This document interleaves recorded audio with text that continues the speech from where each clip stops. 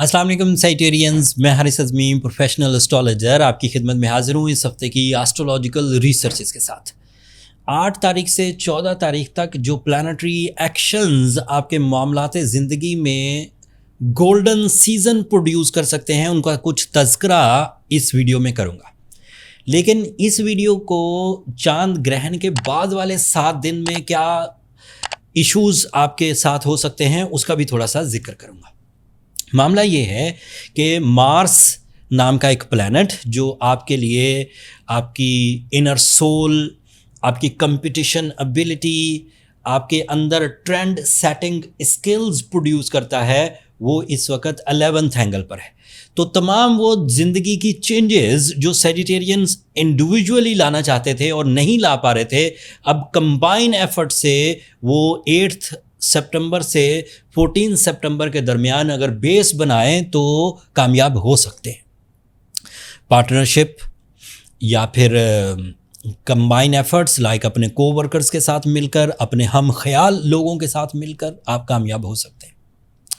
आपके लिए कम्युनिकेट करना आसान हो जाएगा with the favour of Mars. आपकी वो बुज़दिली जो आपको एक्सप्लेन नहीं करने देती थी, आपकी वो बुज़दिली जिसकी वजह से आप अपना हक नहीं मांग पाते थे, आपकी वो बुज़दिली जो इब्तदाई तकालीफ से घबरा कर काम ही छोड़ देती थी, वो भी रिपेयर हो जाएगी and you become confident and brave with the support of Mars.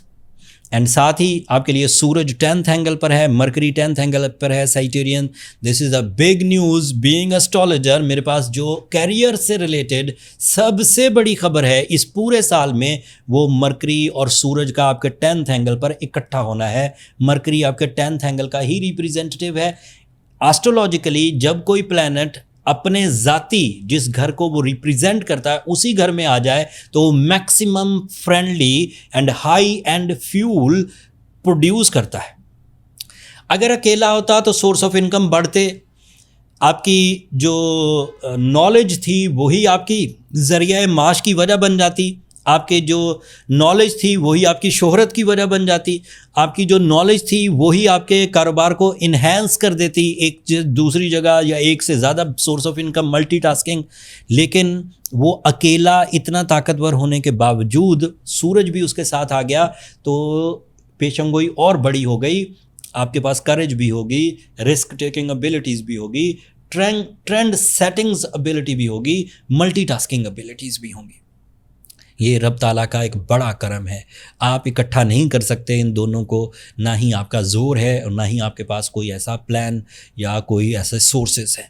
रब ताला की मर्ज़ी से अगर कोई चीज़ आपके लिए फ्रेंडली हुई है तो इसे हम नेमत खुदाबंदी ही कहेंगे, विल ऑफ गॉड। एंड इसकी एडवांटेजेस आपकी ज़िंदगी के 60% को स्ट्रेंथन कर देंगे, आपकी नीड्स एंड आपकी डिज़ायर्स फुलफ़िल होने लगेंगी। जुपिटर आपके 8th एंगल पर है, this is a slow form. आपके लिए वीनस 9th एंगल पर है, this is a high and emotional level. You become more spiritual, you become more sincere, you become more romantic also. And आप अपने जो जिम्मेदारियां हैं, जो आपकी इत्तफाक यानी कि यूनिटी है, उसमें इजाफा होगा। सैटर्न आपके 5th एंगल पर रेट्रोग्रेड है, रेट्रोग्रेशन से आपको कोई ख़ास फ़ायदा नहीं होगा। So this is a slow side.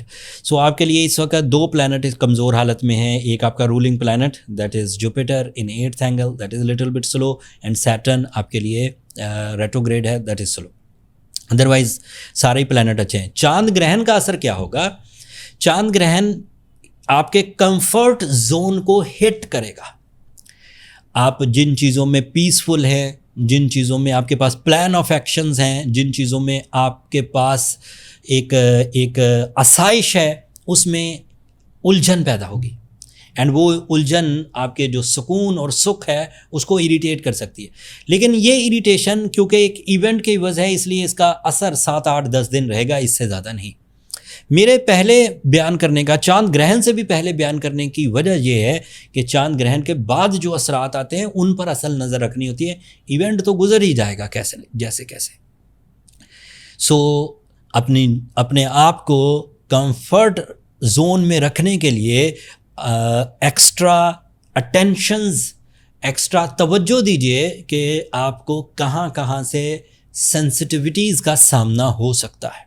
वो रिश्ते हो सकते हैं, वो गैजेट्स का ख़राब होना हो सकता है, वो आपके प्लान्स को डाइवर्ट करना हो सकता है। तो आपके पास बी प्लान होना चाहिए जो आपके इम्पॉर्टेंट काम है। ये ग्रहण के असरात हैं। अगर आप अपने इरादों से, अपने अवेलेबल रिसोर्सेज से, अपनी प्लानिंग से ही चीज़ों को कवर कर जाएं, that mean you are a strong Sagittarius and आपने चीज़ों को मैनेज कर लिया। बट अगर आप उलझने लगें, आपका मूड स्विंग होने लगे, या बुज़दिली का पहलू पैदा होने लगे, या हिजान इरिटेशंस को कहते हैं, पता ही नहीं चल रहा कि मैं किस बात पर इरिटेट हूँ, पता ही नहीं चल रहा मैं किस बात पर फ़िक्रमंद हूँ, पता ही नहीं चल रहा कि मैंने किसको कितनी रिस्पेक्ट देनी है, पता ही नहीं चल रहा कि मुझे किस काम को कितनी अहमियत देकर करना है। अगर इस तरह की कैफियत हो और आप उसे रिजॉल्व भी ना कर सकें, तो फिर आपको सूरह शम्स पढ़नी चाहिए। साथ में आपको रूबी याकूत 8 से 10 कैरेट पहनना चाहिए। इससे जो नेगेटिव इम्पैक्ट्स होते हैं निज़ाम शमसी में किसी इवेंट के एवज़, वो बैलेंस हो जाते हैं। फिर भी कुछ कमी रहे, आपको लगे कि रेमेडी परफॉर्म कर ली है लेकिन चीज़ें अभी भी सेटल नहीं हो रही, तो देन आपको अपनी पर्सनल कैलकुलेशंस की तरफ जाना चाहिए। उसके लिए ये नंबर नीचे चलते रहते हैं, आप इन पर रब्ता करके अपने लिए टाइम ले सकते हैं। बट वो फ्री फोरम नहीं है, साइटेरियंस, होपफुली आप अंडरस्टैंड करेंगे।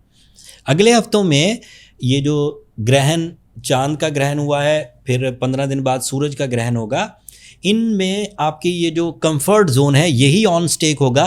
तरक्की की राहें गामजन हमवार रहेंगी, रिलेशनशिप हमवार रहेंगे, प्रेजेंस ऑफ माइंड हमवार रहेगी। बट ये जो आसाइश ज़िंदगी है इसमें कमी आएगी, इसको आप डील कर लेंगे तो कोई प्रॉब्लम नहीं होगी। उम्मीद है आज की वीडियो से आपको निज़ाम शमसी में होने वाले इन इवेंट्स के बारे में आगाही मिली होगी। मैंने अपने टिपिकल अंदाज में अपनी पूरी रिसर्चेज आपके सामने रखी। अगर इस वीडियो से आपकी नॉलेज में इतना सा भी इजाफा हुआ हो तो अपनी दुआओं में मुझे और मेरी टीम को ज़रूर याद रखिएगा। चैनल को सब्सक्राइब करना मत भूलिएगा साइटेरियंस। आप लोगों की सब्सक्रिप्शन हमारी हौसला अफजाई की वजह बनती है। अगले हफ्ते तक के लिए इजाज़त दीजिए। अल्लाह ने के बाद।